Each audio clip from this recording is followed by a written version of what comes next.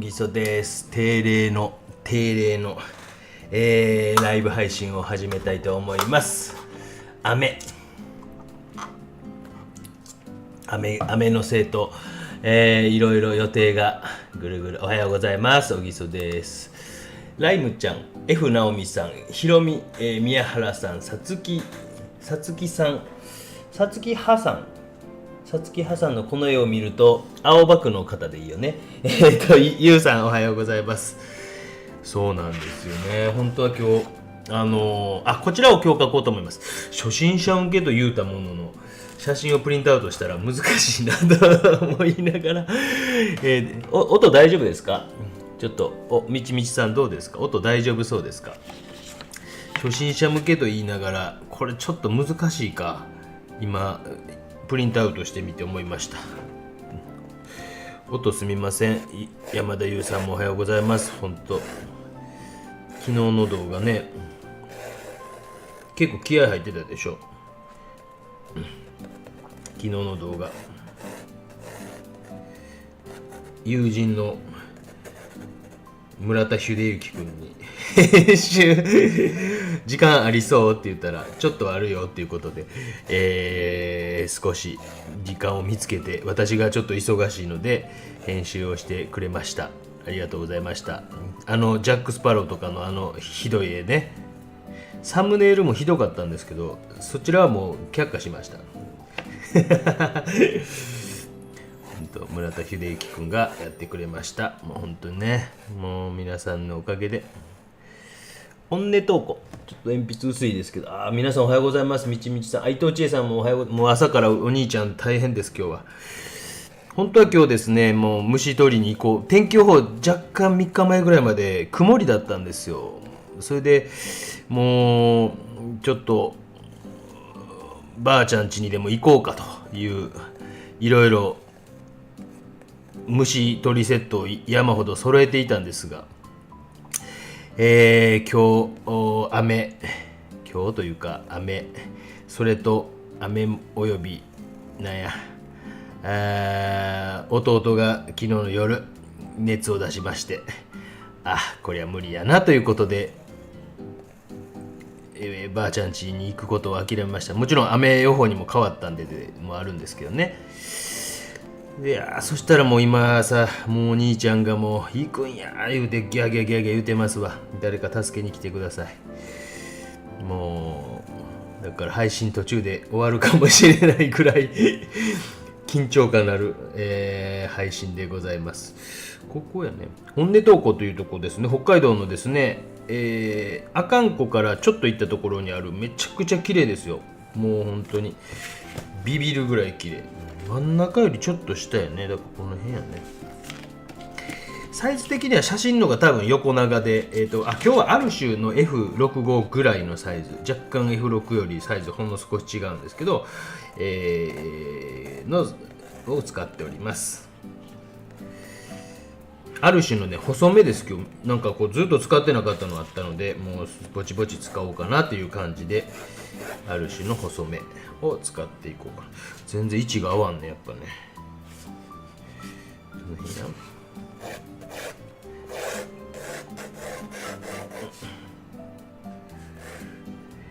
この辺か。ちょっと下の水の面積が大きくなるかな。みちさん問題ない。音問題ないですか？のりおっちゃんさんも、あきさんもおはよう。あきさんって川崎あきさん、なんか久しぶりじゃないですかね。え、そんなことない。ライブいつも来てました僕はぼーっとしてるから。はるさんも伊藤夏さんもすごいね。千中さんも皆さんおはようございます。黒江さんもね、おはようございます。笹葉さんも、スマイルひろみさんも、ウィズアルファさんも、赤田さんも、はるさんも、あきおちゃん、のりおちゃん、あけみんさんも、ひさうさぎさんも、ちゃんまこさんも、ぽんさんも、えかきねこさんも、けいこさんも、せいなかさんも、ね、残念はっちゃん、みーぼうさんも、横浜 M さんも、けいこ川又さんも。私のなんか友人が、いつもコメントしてるとか言ってたんですけど、その人メンバーじゃないから、加田さんじゃないよね。のりおっちゃんさんじゃないよね。ポンさんかな。違う、ポンさんじゃないよな。なんか実はライブ配信の時に嘘って実はコメントしてるんやでへへへとか言ってたんですけど、そう絶対見つけたいな、もう絶対メンバーじゃないと思うので、メンバーなんかな、怪しい影を見つけたら皆さん報告して、この人怪しくないですかとかっていうのをいたら報告してください。ある種の細めを使っております。本当皆さん本当ありがとうございます。もうなんかね、こんなもんどうしようもない中年おっさんの配信にね、どうしようもない、本当にもう虫取りばっかしてる。ちょっとな、この位置がね合わんのよね。この位置がねなんか合わんのよね。どうしようかな、どこが根本的に違うか。下から見てるからなかなかちょっとずれるんですよね。でやっぱ横にこの辺ズボンと切る感じかな。皆さんの地域もどうですか？線状降水帯発生してますか？ふうみんさんも、けいこ川又さんも、みーぼうさんも、渡辺ひろ子さんもね、おはようございます。杉若さんもおはようございます。よいしょ。もう皆さんね、本当どうですか？どういうプロセスで今進めようかということを脳みその中で考えていってます。鉛筆で書きながらね。で初心者の人向けということにしていこうと思うので、このデッサン取るのがもう初心者はできへんわいっていう話かもしれないけど、例えば、ここにピューっと線、比率的に言うと若干普通に写真の方が横長のことが多いです。 F サイズの場合とかっていうのは。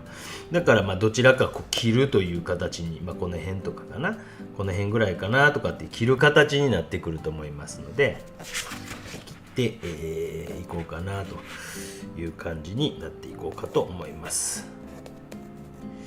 なんかすごい時間かけたライブ配信2時間ぐらいでなんかしっかり書き込んだようなやつを見せたいなと思う気持ちもあるんですが、やっぱり1時間半ぐらいがなんか体力の限界やなっていうふうに思うんですけどね。書きながら喋りながらやっとるからね。癒しの風景さん、北海道さん、ありがとうございます。おはようございます。さとこさんもおはようございます。そう、癒しの風景、北海道さんがこれ連れてってくれたんですよ。ねえ、めちゃくちゃ良かったよね。秋がほんまにええのなんか言うてたね。秋がええでちって10月ぐらい行きたいな。もう本当にね、行きたいなと思いますよね。本当に昨日はね、ジャイアンツもサヨナラ勝ちということでありがとうございました。何も私してないんですけど、ありがとうございました。バルドナードがちょっとね、かわいそうなぐらい使いすぎで、ちょっと疲れてるなという感じですけども。ね、コロコロさんもおはようございます。 LINE をアップデートしますか？今はしない。 SNS に上がっていた作品ね、よかったですか？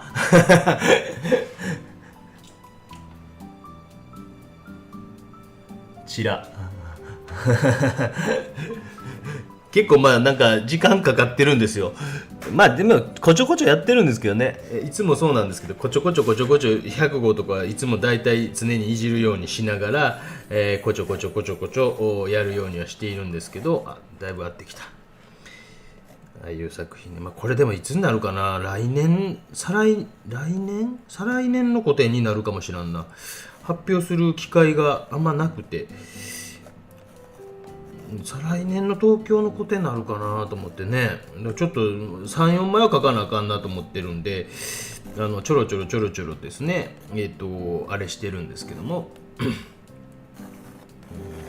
私みたいなね、ちょっと頭のいかれたおじさんの放送にね、本当にお付き合いいただいてありがとうございます。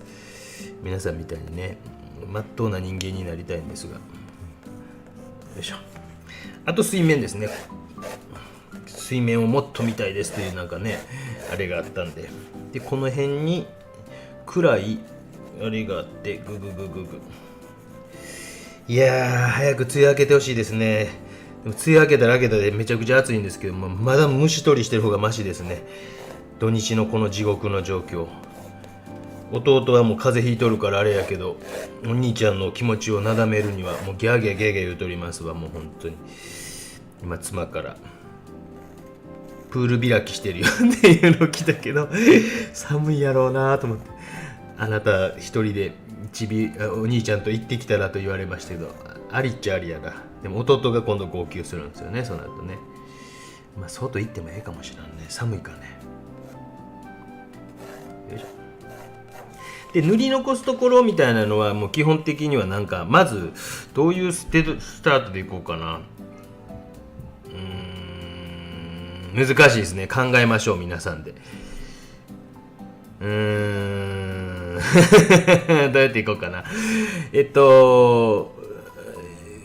このやっぱり光がこれ何のキーって言ってたかな。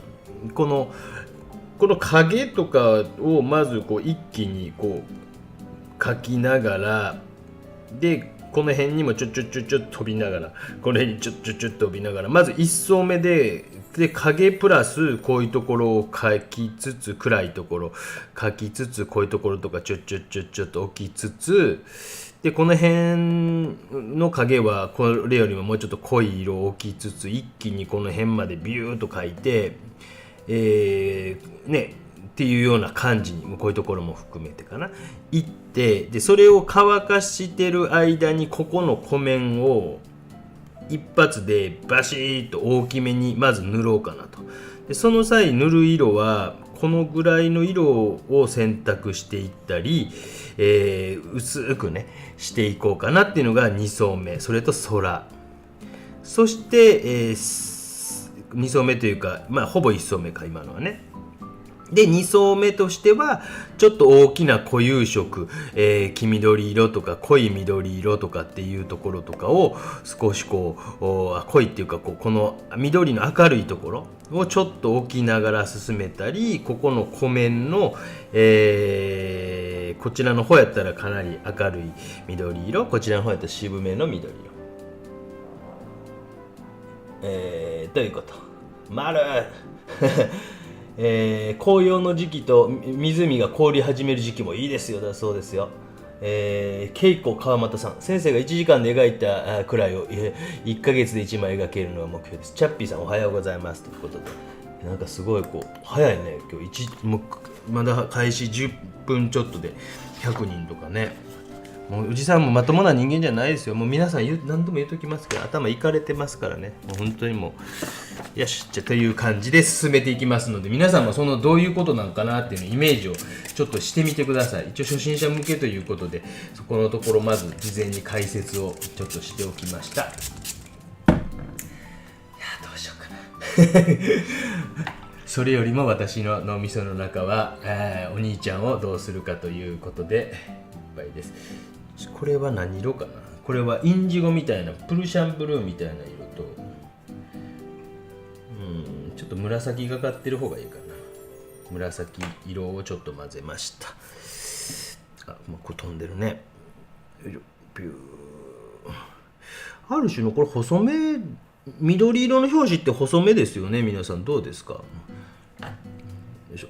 もうちょっとこのずっと使ってきたラフィーネさんももう限界が来ていますね。4号毛先が私ぐらいねアホみたいにこんな書き続けてきたら本当もう皆さんありがとうございます。もう頭いかれてますからね皆さんね、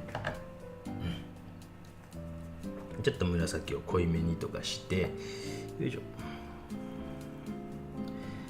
先ほど今喋ったみたいな感じを脳みそでこう頭でバーッとシミュレーション します。まずこういうスタートして、でここのところにこういう感じの分離色にしてとかっていうこうシミュレーションを頭の中でまずして、で、影なんかこうね絵ってなかなかこう僕の場合なんか特にそうですけど一様な描き方みたいなのがなくて毎度変わってくるんですね。あとはやっぱり状況によって変えていく。屋外で描くんやったら屋外で描くとかのあれを変えていくと。もうちょっとこう青みが、ちょっと茶色と、それが楽しいっていう楽しいんですけどね。皆さんのおかげでね本当にギリギリ社会性ある、少しだけ社会性のある人間になれてます。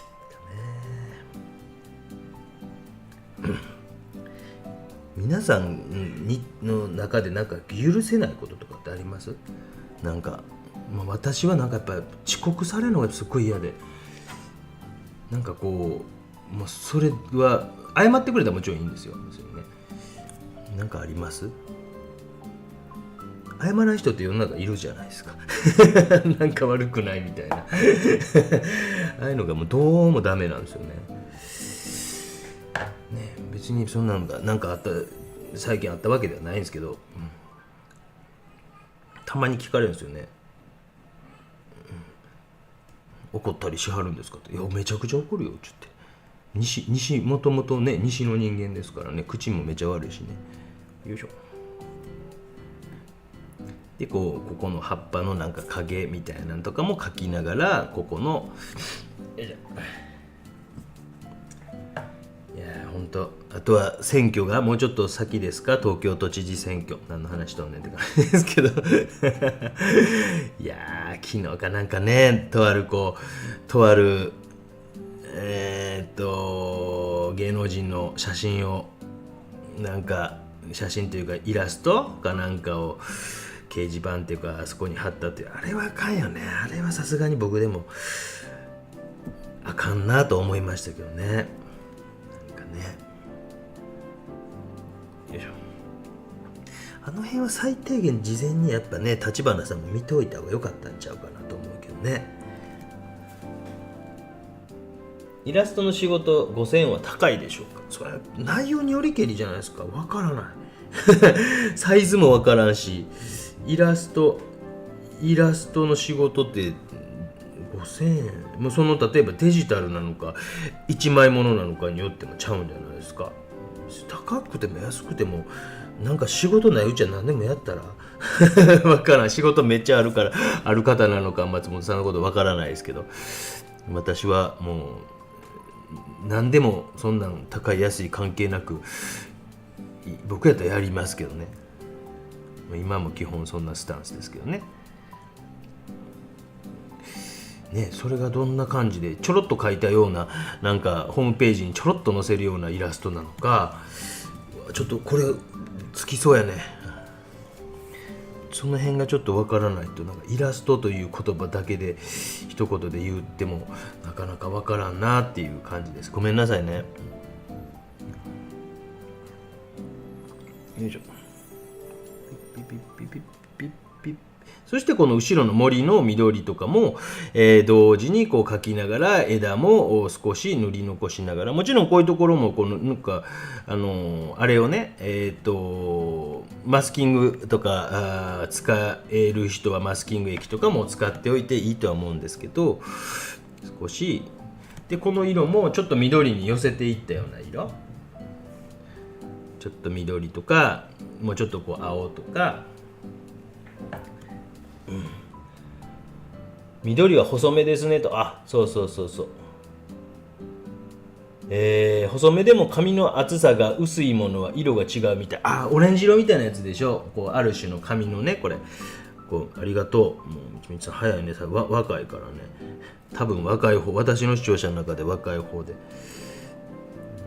いしょ。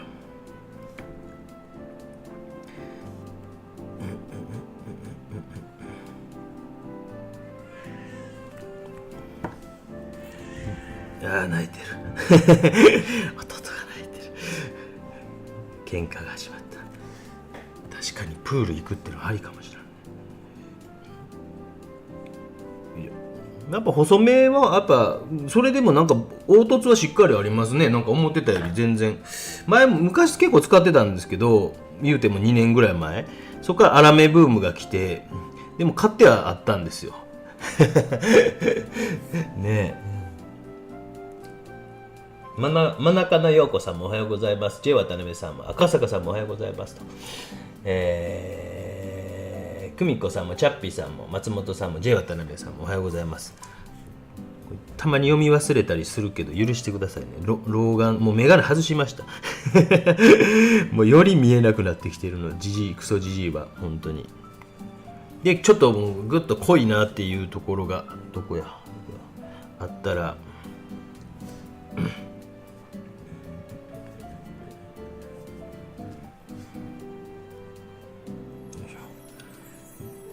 ちょっとこう濃い色を差し込んでおいたりとかして、よいしょ。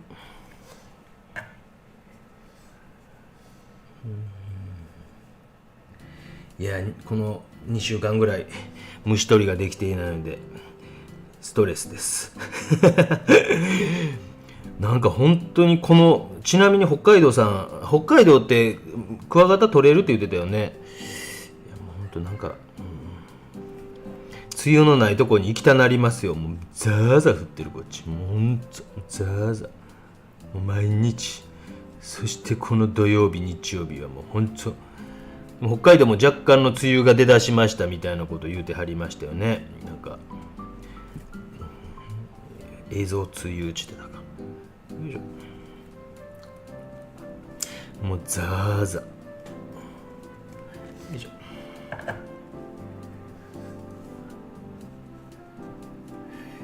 いわゆるファーストウォッシュ、それもいろんなやり方あるんですけど、今回は影と若干の固有色で、やっていっているかなという感じです。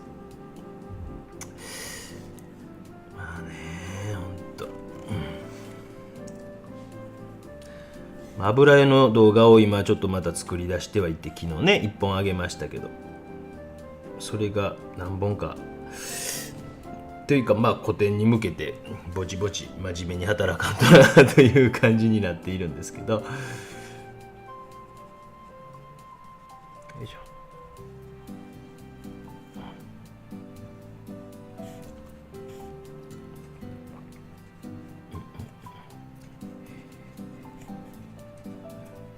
イラスト5000円は高いですか安いですか？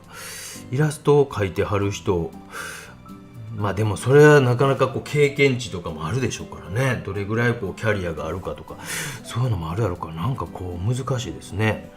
油絵の場合はなんかデビューしたての時は5000円ぐらいとかっていう風な感じなんかな。でも今もその昔と違ってね、学校行かずも全然デビューできる時代になったから、なんか昔は絶対なんかどっか行ってやなあかんぐらいの雰囲気、そんなことはないと思うんですけど、なんかそんな感じはあったんちゃうかなと。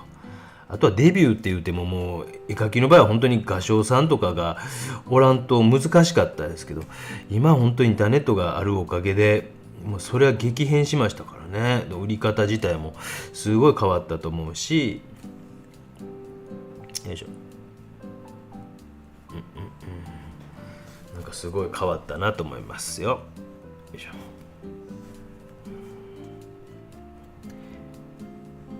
実は弟の風邪僕にも移ってます。おうって感じですね。若干頭痛いですね若干頭痛い。絶対移りますよね。もう本当にやつらは夏場は縦横無尽に本当に寝室を寝ながら移動するというですね。何ですかねあれはね。何なんですか皆さん、子供おられる家庭教えてください。でちょっと空とか綺麗な水使って、空とかを、いやもうこんなんね、北海道やら奄美大島やら石垣島やなんかね、本当移住したくなりますよねもうどこでもええやんっていう最近話になってきてますもんね、私ね。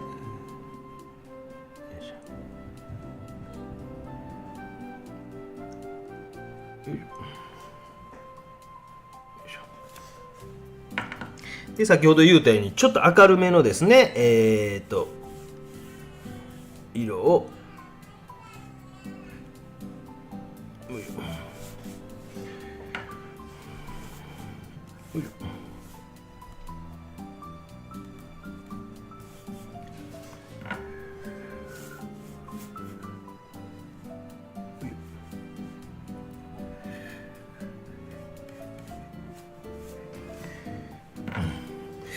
下の方はどうしようかな。ここだけ塗り残しときゃよかったね。塗ってしもった今ほぼ点で105ぐらいの対策を出す際に組パネルで出すのはありでしょうか。なんかチカチカ言うてる画面大丈夫？組パネルありやと思いますよ。全然もうね、家的に厳しいという人も結構多いでしょうからね。組パネルありやと思いますよ。なんかまあ組パネルである意味みたいなのがちょっとでも伝わった方がいいような気はします。ありやと思いますよ。今の時代ね、そんなチカチカ言うてるかな。またカメラの調子が悪いかな。せっかくいい配信できた思ってもね、もう音悪かったとか結構落ち込むんですよね、あれね。ガクッと電車のやつとかめちゃくちゃ自分なりにはよくできたな思ったんですけど、ありだと思いますよ。周さん、かかる時間に換算しては5時間で5000円。確かにね、時給1000円ね。まあなんかこう芸人さんとかはね、吉本なんかやとワンステ何十円とか何百円とかなんかそんなって言いますもんね。難しいですよね。あともう絵の値段も一回こうある程度こうね決めてしまったらなかなか下げることできないですもんね。よ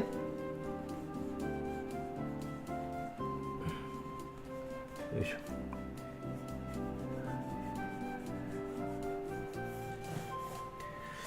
確かに確かに。チェさん、チュさんね、確かにその時給換算。よいしょ。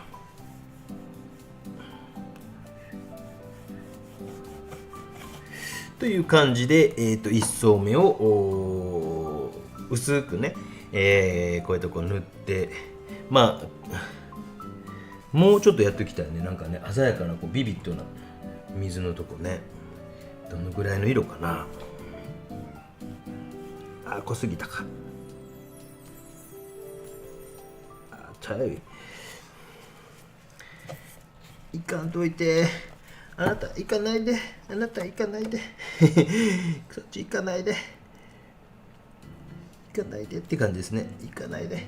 なんか下に引きたいわって。なんか下に引いたら今度はワンチン使えないわ。クワガタ取れますよと。ね。和田さん、おはようございます。今日仲間でお絵かきしてます。ライブ見てます。うん。いいですね、仲間。北海道な。いや、道東地区は僕好きですよ。まあいろんなとこ行きましたけど、なんかね、広大さがいいですよね。富良野とか美瑛とかあれは何？道中地区になるの？分からへんけど。あの辺もいいけどね、やっぱ海も欲しいよね。もう贅沢やね。もともとこう海のない県に生まれ育った民族としては、一度海のあたり、海がある地域に住んでみたらやっぱいいなと思いますもんね。どういう点かな。やっぱ食い物とかね、めちゃくちゃ食べ物、口が悪くてごめんなさいね。食べ物とかね、非常に美味しゅうございますもんね。子供も見てるかもしれないね。食い物とか言うたら怒られますよね。ほんとね。いやー、毛ガニとかな。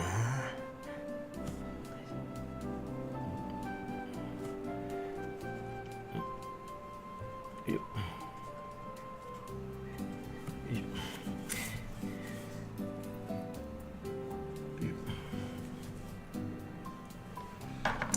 この辺にちょっとね、鮮やかなこの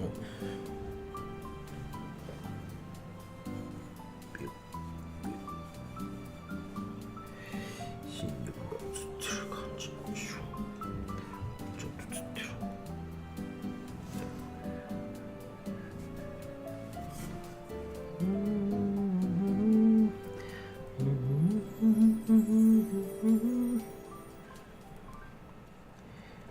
こうやってね、本当になんかね、いろんなとこにね応援してくれる人がいてね、こんなダメクソ人間をね、クソじじいをね、この中年のなんかね、この年になってなんかね、こんな楽しい遊びを見つけてしまったおっさんを応援してくれるっていうね、もう本当ありがたいよね。もうどうしようもない人間ですよ、もう本当にね。よいしょ。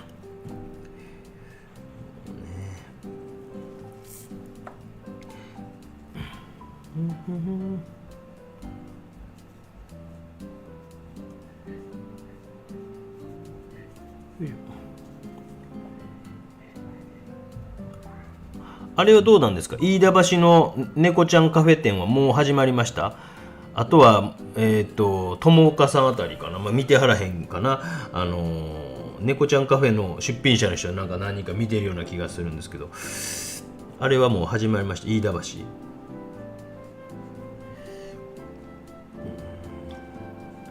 よし、この辺で一回乾かします。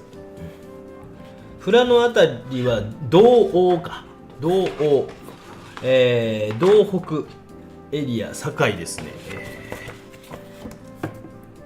よいしょ。どれだけ音声を切るとこれかな。よいしょ。俺マイク切れてない？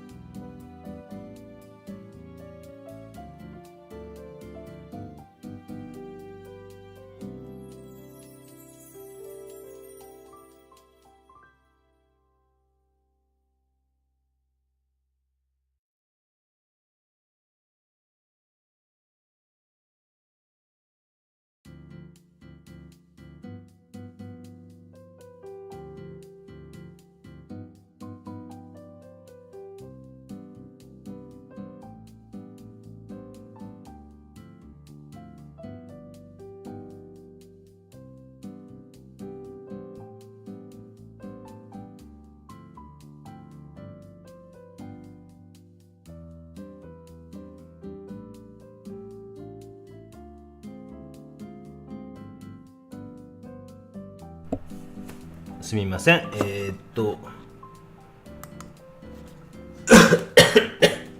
ごめんなさい。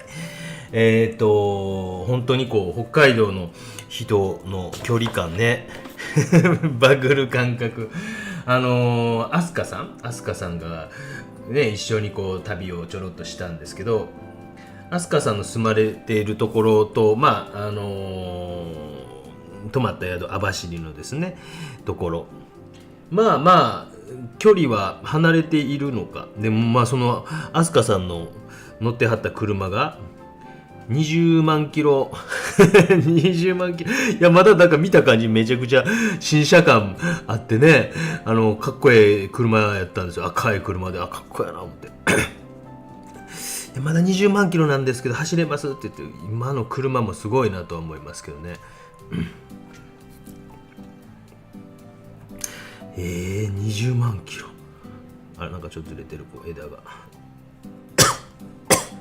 でちょっとこう固有の先ほどちょろっと言ってましたけど固有の色ね、塗っていくと。ここの段階がもう分からんかな。だから第一層のところがやっぱちょっと難しかったですか説明のおっさんの説明が下手すぎるからね、どうしようもないよね。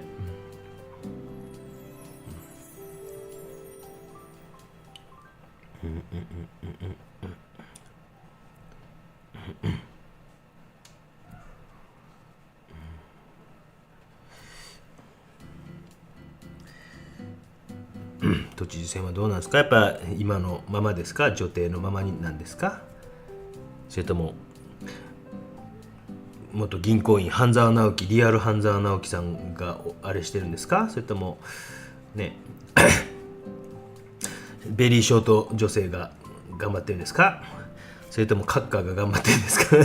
全然知らないけどね別に誰をあれとかないですけど、やっぱねなんかもうぼちぼち若い人にそのなんかねいろんな意味で若い人にバトンタッチ、僕なんかももうそういう風に思ってますもん。この年でもう若い人がやっぱ頭のね切れる、やっぱ脳みその切れる、そして失敗してもええからなんかやってみはったらって思いますけどね、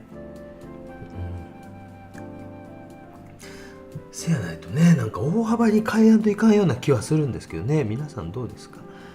なんかね、都知事選だけじゃなくね、今度9月にもどっかのねなんとか選があったりとかすると思うんですけど、思い切ってね、なんかね4年間ぐらい任せてみはったら一時私たち休みます言うてね、うまいこといかんかったから休みます言うて言う人がいてもええような気するんですけどね、なんかあんまうまいこと30年うまいこといかんかった、ごめんちょっと一時休みます言うて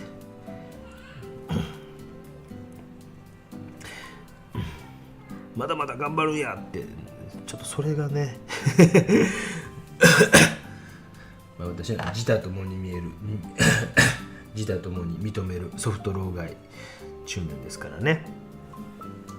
飯田橋のグループ展はカフェ内で展示ですということでね、いいよねでも猫嫌いにはきついんでしょ。僕みたいに猫がもう僕のことを見たらギーッと、昨日も猫がギーッともう怖い目で見てきはりましたよ。もう何しとんなっていう感じで、何もしてへんわって言って目返したんですけどちょっとすみません。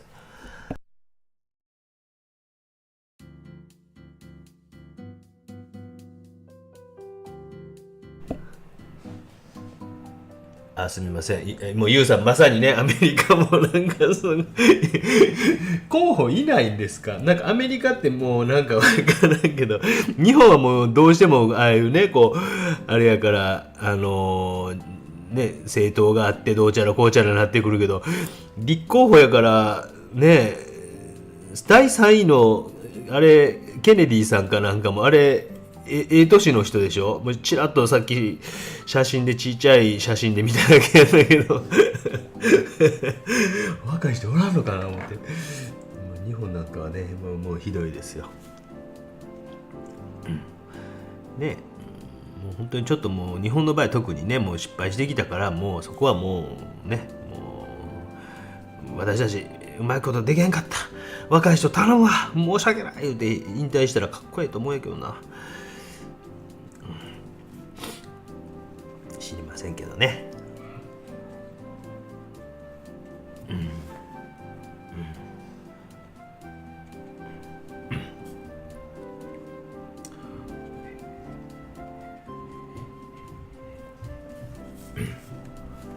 ね、固有の色をこう少し塗っていってるのがわかるかなと思います。こういうとこも塗り残しながら、よ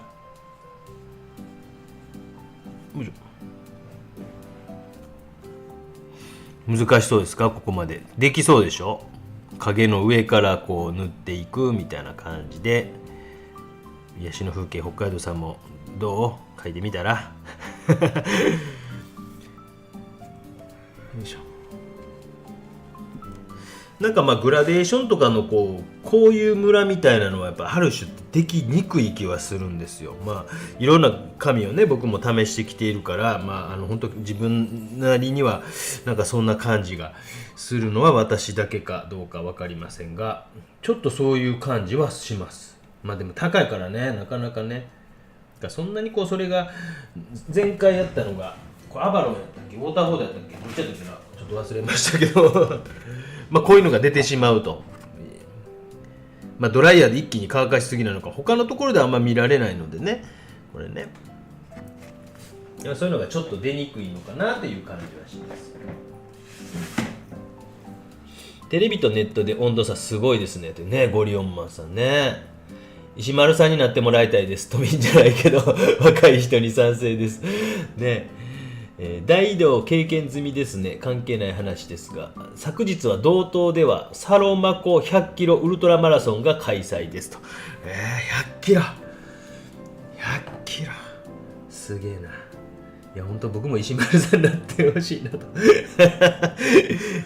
いやなんかこう今までにない経済っていうかね、銀行とか出身の評論家であるとかなんかねなんであるとかっていうよりは、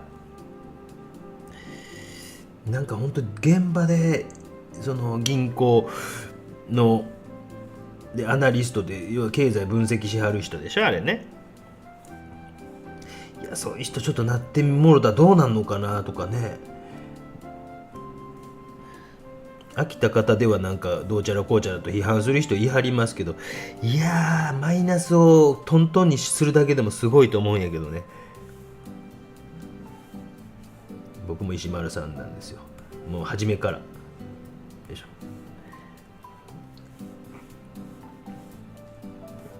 ゆりこさんね、別にいいんですよ。僕の YouTube ぜひね、メンバーシップ入ってもうて、ね、ゆりこさんにコメントここでね、ゆりこちゃんとか言いたいですよね。ゆりこちゃん一緒に結構国会議員の人で絵描く人とかいるんですよ。でもなんかその先生に酔ったような絵が多いなと思って見ているんですけど加筆してやんなと思って、まあ小ボテンとか出さんかったら別にいいんですよ。もう自己満足の世界やからどうぞご自由にって感じなんですけど、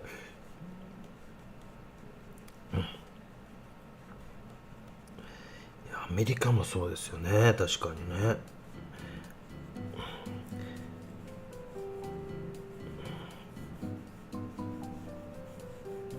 せめて50代の人がね、せめてね。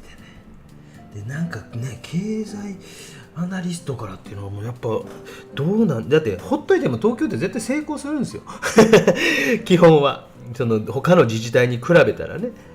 でもなんかこう他の自治体の参考になるような何かを、財政も豊かやから先んじていろいろ手打てるはずなんですよね。少子化問題とかにしても、まあ、国がやるべきもんやとか言うけど、もう無理じゃないですか。国やってくれないの分かったじゃないですかね。だってうちのチビたちが大人になる頃ね、20年後とかも考えたら、申し訳ない気持ちなんですよね、僕はね。よいしょ。申し訳ないと。でここは明るいとこね。よいしょ。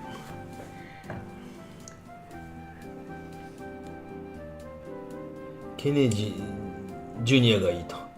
日本だったら石丸さん。逆にもケネディさんもいいんですけどね。なんかね、なんかいないですかね。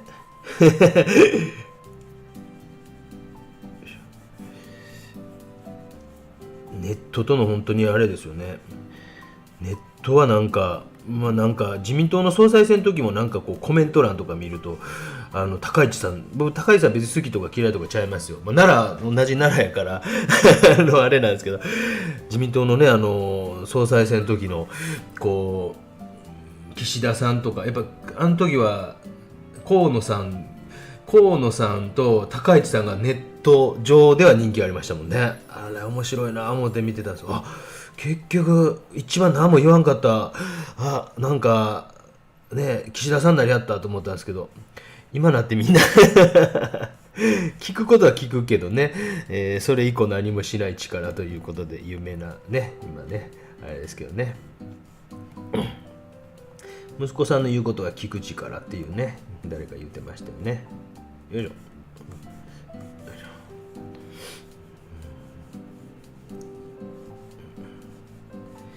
なんかこう40代の人とか、まあ、30代、僕も一応40代やけどもう50代にしておきますけど、やっぱねインターネットを当たり前に使ってきた世代の人じゃないですか。僕より5個上ぐらい、5個下ぐらいやったら43とかぐらいからはなんか1995年だから1980年生まれ以降っていうことは今40何個かな、80年生まれぐらいっていうことは43歳とかか、そのぐらいか分からんけど、そのぐらいの世代ってもう高校生ぐらいにはインターネットがあったと。でそういう世代のあの人とか安野さんとかの YouTube ちょいちょい見たり最近してるんですけど、面白いですね。東大出身の今回都知事選出てやる人、ああいう人をなんか副知事にしてくれたらおもろいなと思って見てるんですけどね。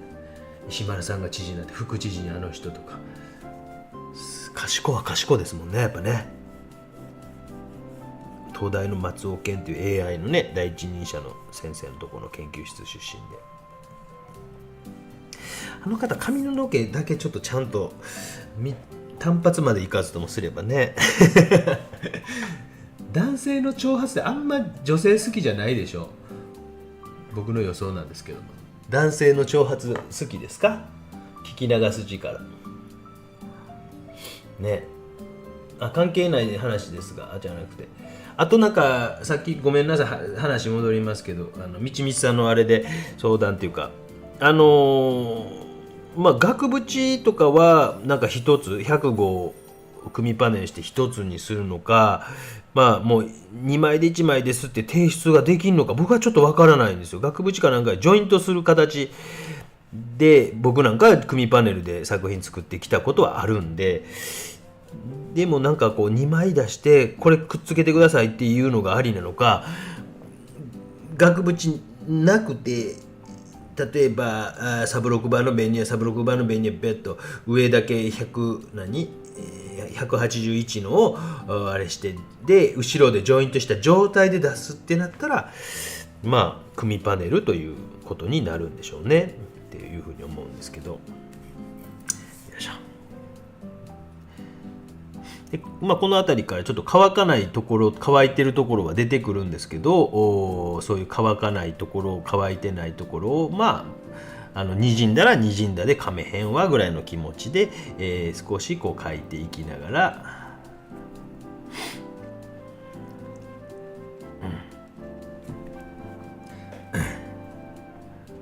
っていう感じかな。安野さんと石丸さんの対談とてもね面白かったですよね。佐藤子さんとなんか同じのようなの見てんなね。リハックってねテレビ東京のだった高橋さんって人のあれちょっと今の見てないですけども全候補者を出そうとしてますよねあれね初めはこうあれだけだったんですけど4人の候補者だけだったんですけどね、後藤輝樹さんも出てくるのかな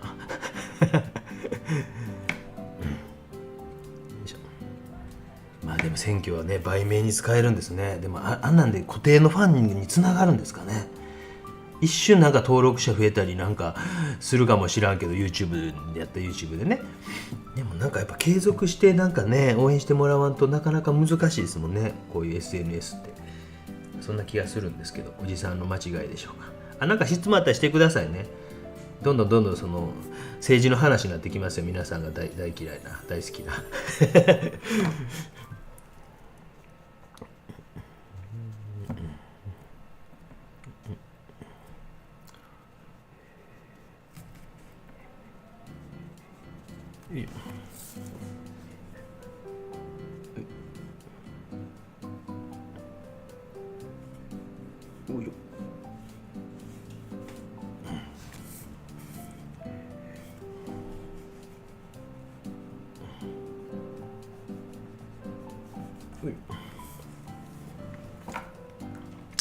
結構時間のかかる絵やと思っております。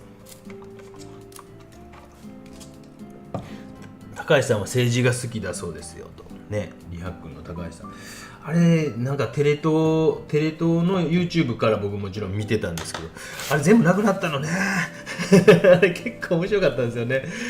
もうなんか国会議員の人が出る回のやつ結構それぞれの人の個性が分かれてて結構面白かったんですけどね。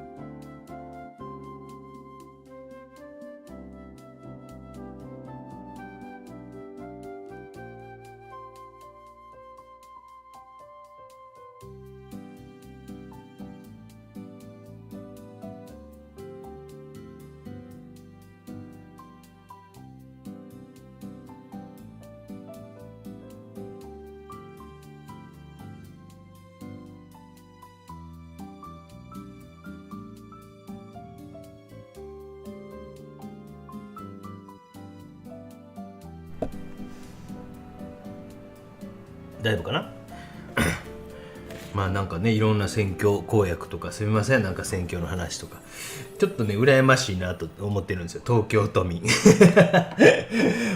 しそうなことやったんだと思っていやもう私いるところなんかもう本当にもう前回なんかもうほぼ一瞬で決定してましたもんね。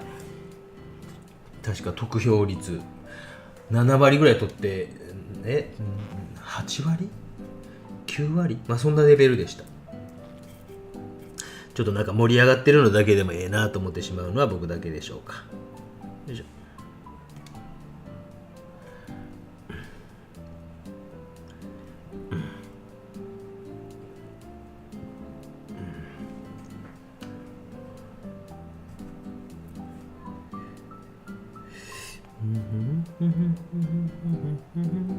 お兄ちゃん落ち着いてますね。さすがパートナー、妻、奥さんって言ったらあかんねんな。ママ、マミー、なんて言えばいいんかな。すごいな。あんだけ荒れていたうちの家庭内暴力君が落ち着いたな。よいしょ。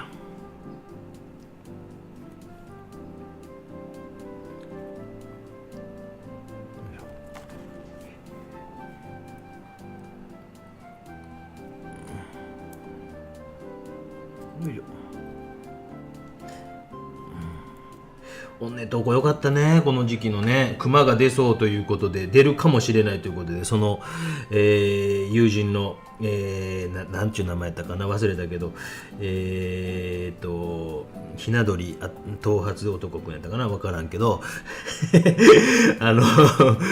ちゃんと鈴持ってましたもんね。鈴なんかこう熊ってこうやっぱいるという存在を常にこう見せながら行くというのがまず原則で、なんか喋り続けるとからしいですよね。だからなんかラジオを流すとかいますよと、ちょっとお邪魔させていただいてますいう感じで行くというのが、だからシャンシャンリンリンしながら行ってましたけど、でもほぼこれキャンプ場というかのところの横で、私たちがもう重装備でシャンシャンリンリンしていたら、なんかキャンプほんの少しこの辺で思いっきりヨーロッパ系の外国の人が上半身裸でなんかキャンプしてましたけど私たちはもうシャンシャンリンリンしながら行ってたんですけどね、もうびっくりしました。余裕ぶっこいてはるなと。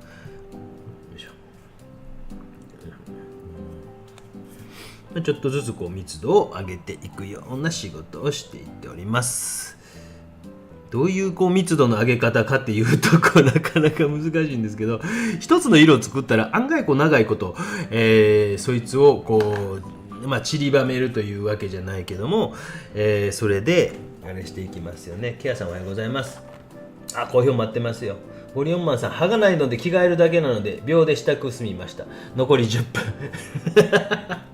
歯まだ入れてないの。もうちょっとおさえさんライブ配信してみんなでスパチャちょっとね300円ずつしませんか。300円ででもいくらかかるの。3万ぐらい、5万ぐらい。歯がないので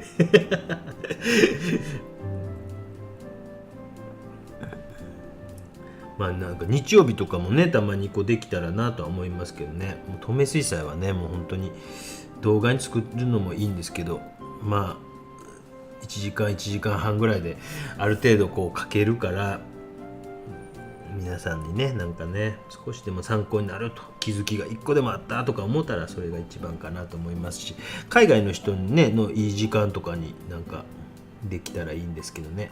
今何時ぐらいかな。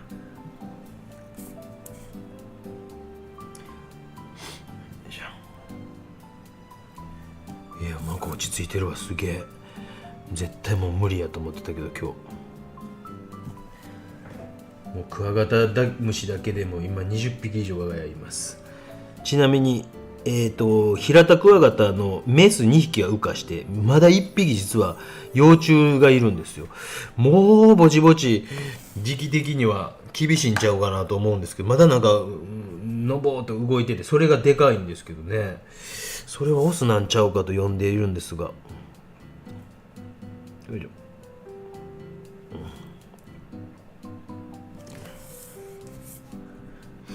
で画面全体やっぱり見ながらこう光っているところがこうあってこうあってこうあって、よいしょ。しなんか質問あったらしてください。よいし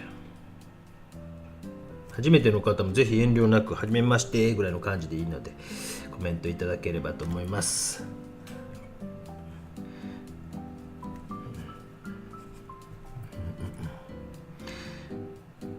続ければ続けるほどこうまたねこうコミュニティになってきて、新しいコミュニティができて、やっぱりこれからの課題、世の中の課題はやっぱコミュニティっていうのはあると思うんですけどね。なんかこうコロナの時もなんかこう一人でなんかね亡くなられてたとか、有名な女優さんとかがこう一人でなんか亡くなられてたとか、なんか報道を見るとね、なんかこういうインターネットを活用した一つの方法としてこういうのでコミュニティを作るっていうのは、僕はまあ仕事を辞める時には一つのコンセプトを立てたんですね。鬼講評会っていうのをやってた時に、あれもしかしてこれってコミュニティできるかもしれんなと。まあそれは僕は勝手に一方的にこちらただ垂れ流すだけでいいんです。こんなもんね、こんなもんってでも本当そんな感じでそこになんか参加してコメントするとかっていうだけでもいいし、なんかね、ただ見てるだけでもいいと思いますし、そういうのがいっぱいもうライバーさんっていうのがね増えてきて、すごい増えてきてはいるのは分かっているんですけどね。なんか僕ぐらいの世代の人はなんかちょっとねキャーキャーワーワーできるの恥ずかしいからね。いえ、お金の問題ではなく、歯医者は説明難しいのでペロ何これ、何を動かしたらいけないと思うと息ができないから行きたくないのと、歯医者に行く時間があったら絵を描きたいというところ。うわ、伊藤千恵さん、歯医者できれば行きたくないですもんね。わかる。ジーンってね、もうめちゃくちゃこうね、歯石とかそういえば僕も取りに行ってんけど、やっぱ歯僕も黒いんですよ、コーヒー飲みすぎで。でも前仕事してた時もっと黒かったんですよ。でも一生懸命当時の方がよりこう昼も歯磨いてあれもしてたんですけど、そんなにつかなくなったんですよ。なんちゅうの、黒いね、なんかね。でタバコもやめてたけど、もうこう黒いあれがコーヒーのあれがと。で多分ねやっぱね、ああいうのストレスもあるんちゃうかなと思いますよ。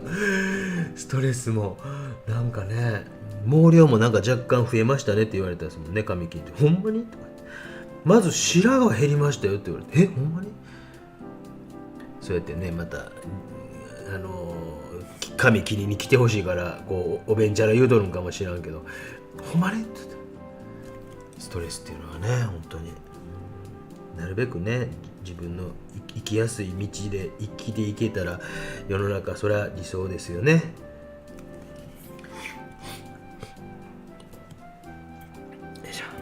ちょっと時間かかる配信に今日はなるかと思います。でも初心者の人に向けては層作りとかは非常に分かりやすいんじゃないかなと思いますけどね。実は私も顔洗って着替える。ゴリオンマンさんは一応言うていいか女性ですよねまあね、はい。うちの妻はチャーミングなんですけど、そんなに時間かかる人じゃないんですよね。やっぱ早いんですよね。もちろんその歯磨いてっていうだけじゃないんですけど早い。女性はそれだいぶありますよね。変身される人もね、だいぶ時間かけて変身される人もいれば。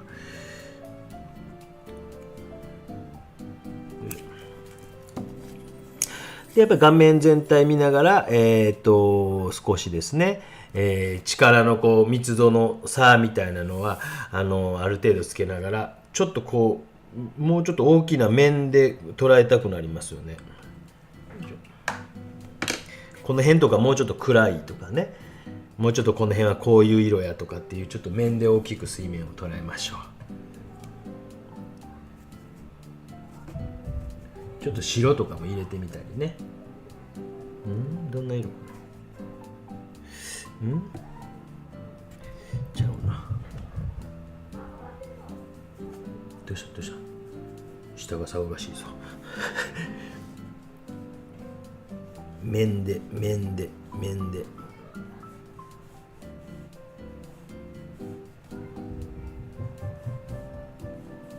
ドタドタドタ走ってるでしょ。あれ弟のあれなんですよ。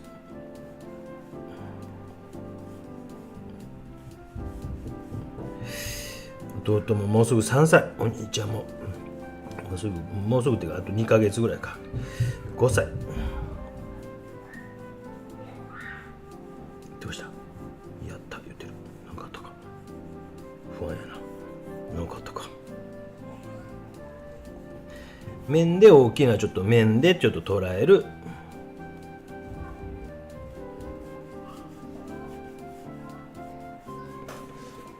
何してんねやろ何してんやろ。外は雨がめっちゃ降りそうやのに何しとんやろ。何しとんの。にぎやかでいいですねとか言われることあるんですけど、うるさいっすよ本当に。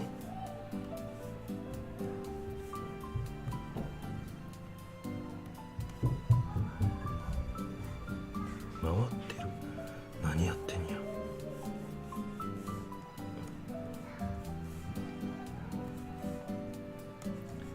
ここのところはキラキラと光っとるんですね。ここのところはそんなにこうなんで、ちょっと面でまず塗って、面で塗って、わかるかな。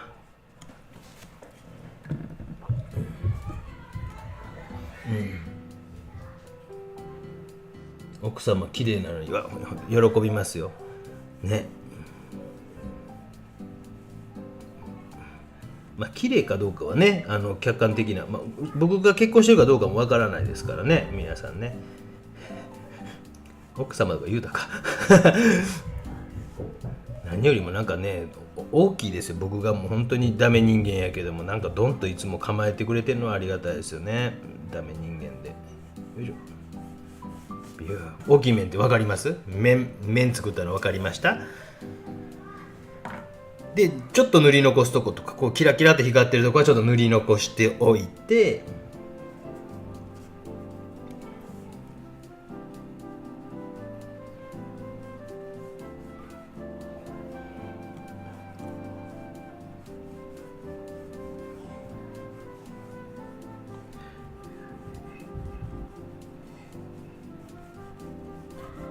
ここも面で塗ると。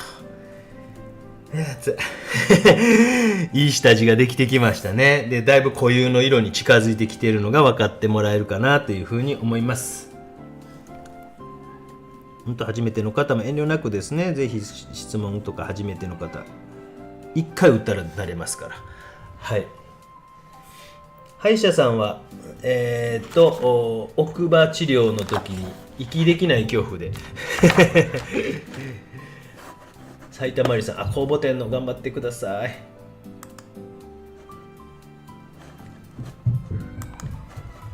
よいしょ。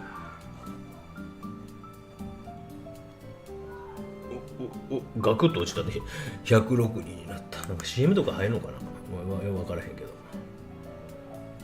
よいしょ。じゃあちょっとまたドライヤーですみません、乾かします。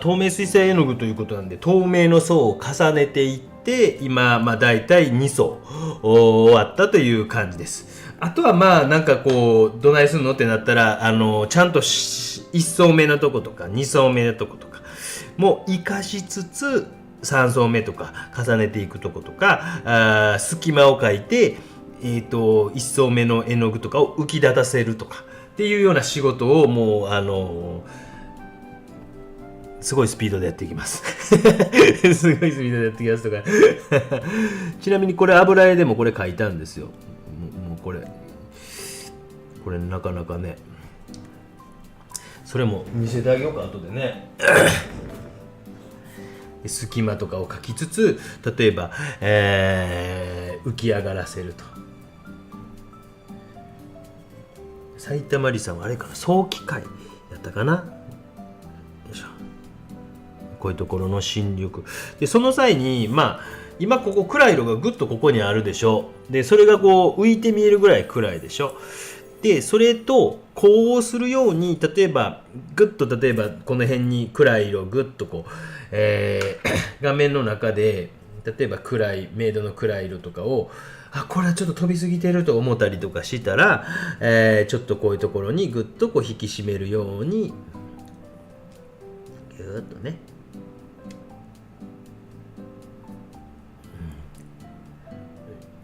ぐーっとこう置いてあげるとか、例えばこういうところとかに、よ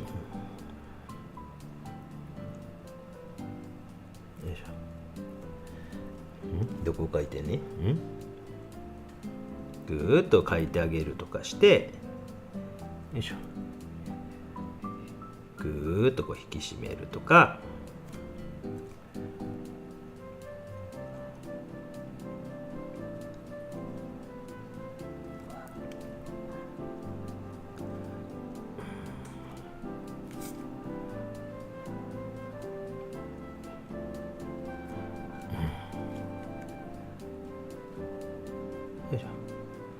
ぐーっとこう引き締めるとかして、隙間を描いて一層目を塗り残しながら、ちょっとね、ごめんありがとうドライヤーの文字テープ話、ごめんありがとうございます。さすが赤坂さん、さすが素晴らしい、ごめんなさい、助かりました。ちょっとこう拡大で見せれるか、ちょっと色悪いね、なんかね、前か。ちょっとこういうところ見せていきますけど、塗り残して白い枝も描きつつ、塗り残して新緑みたいなものをしつつっていう感じで、ベタっと塗らないようにする。こういうところね、水に映っている。ありがとうございました。本当にもう赤坂さんのね、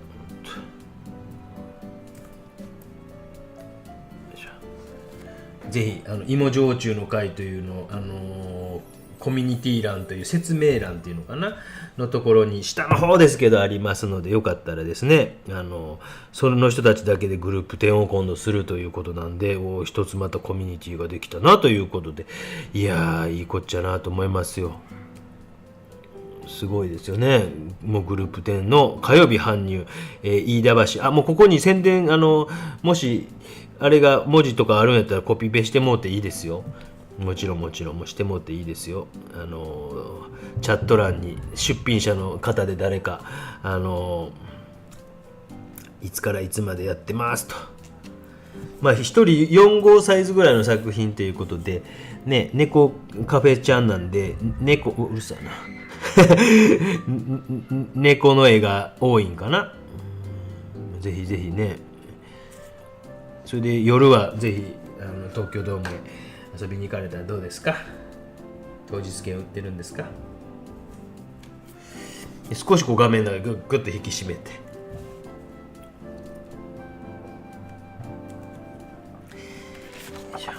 で下の方にもちょっと逃げていくようなね、これ全部書かずとも映ってるかな、ギリギリ映ってるか。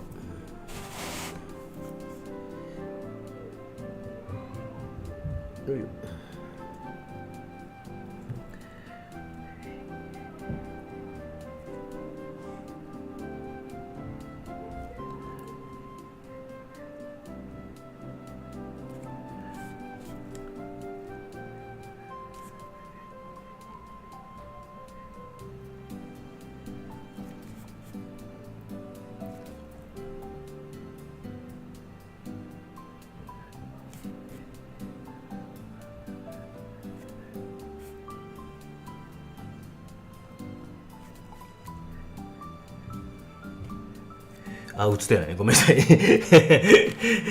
むずというような感じで、密度を上げていきながら、じゃと、もし何か質問あったらしてください。遠慮なくね。もう最悪最後の方になると白とか使うかもしれませんが、なるべく今日は白を今のところ使わずに塗り残しながら書き進めていっております。なるべく初心者の人に分かりやすくお伝えしたつもりやけど、脱線がまたひどくなりまして、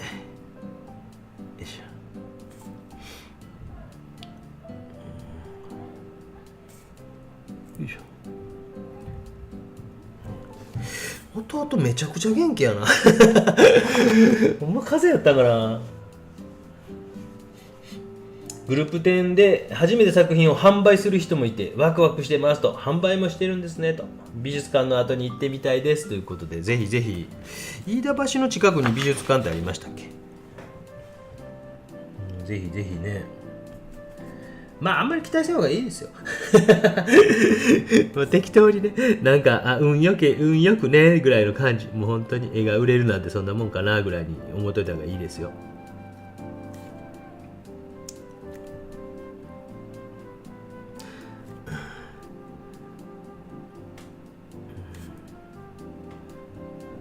30何人とか言ってましたっけね。なんかそんなぐらいの人数出しはるんちゃうかった。すげえよな。めっちゃまあ大人同士がええよな。まだな。もう遅刻したらもうね、作品の搬入に間に合わなかったらもうその人はなしというぐらいドライにできるけど、ね、なかなかね、そういうのしんどいですよね。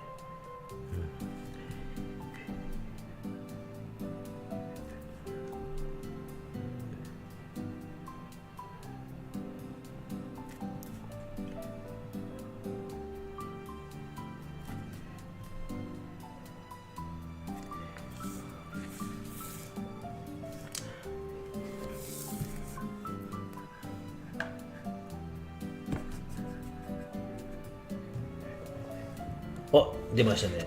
チーム芋焼酎グループ店飯田橋カフェポーポキ、猫好きな人が多いお店。猫は猫おらんのどういうことワンオーダーお願いしますということで、3日から30日まで月曜日はお休みですと、よろしくお願いいたしますということで、31人。うわ大変やゾッとしたなんかそんな学生連れての旅行で30人ぐらいあったな。きつかったな。もう嫌なこと思い出してしまったなきつやなんかもう嫌なこと思い出したな。もう漢字大変やったみたいもんね。いや今ゾッとしたな。よいしょ。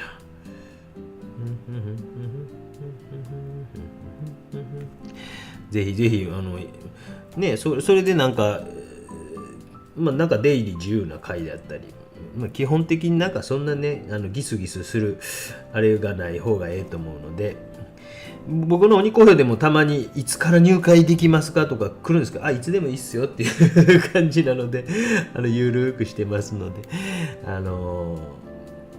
体験入学みたいなのがあった方がいいんかな。なんか画面チラチラってなることあるよね。接続ちょっと悪いんかな。ちょっと怖いのでちょっととりあえずは続けます。すみません。いいね。エミさんの息子さんの作品も行ってね、それは素晴らしい。もう全然いいと思いますよ。エミさんはなかなか来れないでしょうけどね、遠方やし。チラチラって言ってるこのつなぎかな。なんかチラチラって言ってんね。ここまで順調に来てるような気がするけど、この USB ハブがやっぱ壊れとんねんな、多分。そういうことか。おじさんがなんか一人でボソボソ言ってますよ。このハブが壊れとんな。ちょっとだけ設定を変えていいですかごめんなさい。これを出しといて、ごめんなさい。ちょっとだけ設定を変えさせてください。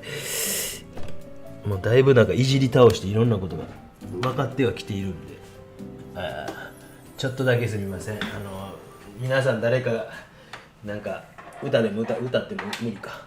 こっち側に直結せんとやっぱ無理なの。よいしょ。ちょっと 2,3 分待ってください。声は入ったままやと思いますけども、 2,3 分待ってください。こっちはこれな、 2,3 分、1分で終わります。これで映像キャプチャーデバイス、いろいろね設定をね、なんか調子が悪かったから動かしたりなんかしてたんですね。デバイスの規定値カスタム、これで OK。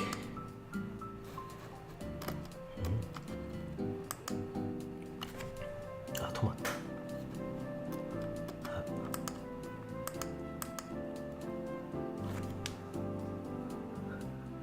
止まってしまった最悪や。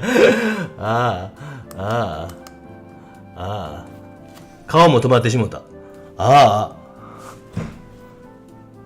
マイクは動いてる。最悪や。なんでこれ俺動かしてへんの？なんでこれ止まんの？全部が止まった。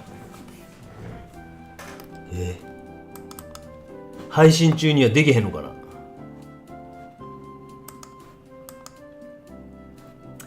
参ったぜ。とりあえずこれ OK にしようかな。調子がね、なんかちょっと悪くなりそうな気配があったから一旦、すごいでしょ、おじさんこんなパソコン世界一苦手やのに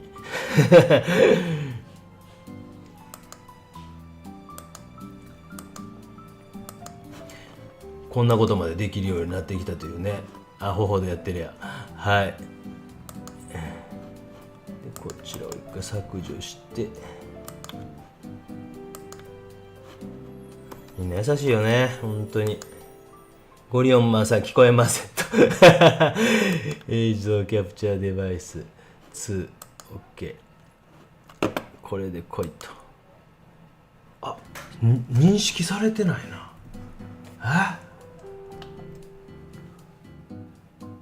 これで認識されたか。しまった、いらんいじりするんじゃなかった。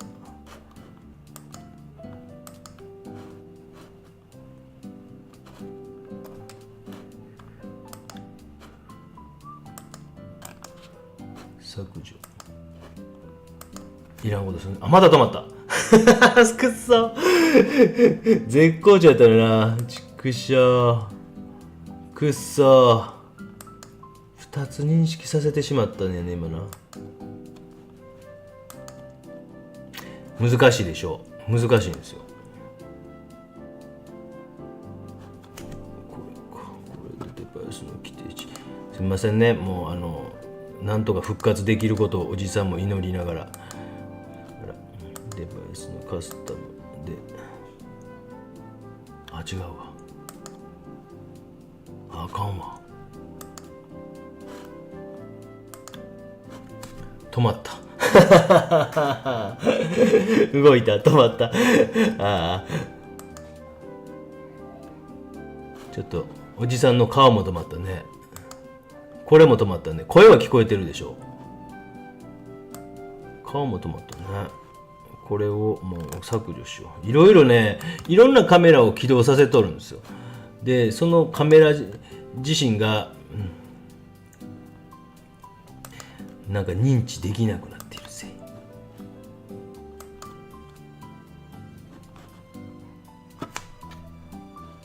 デバイスの規定値、カスタム設定。やっぱこれ一回ちょっとすみません。あ、これでいいか。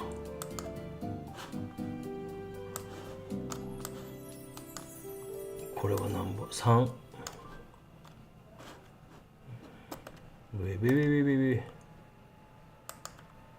動いとるね。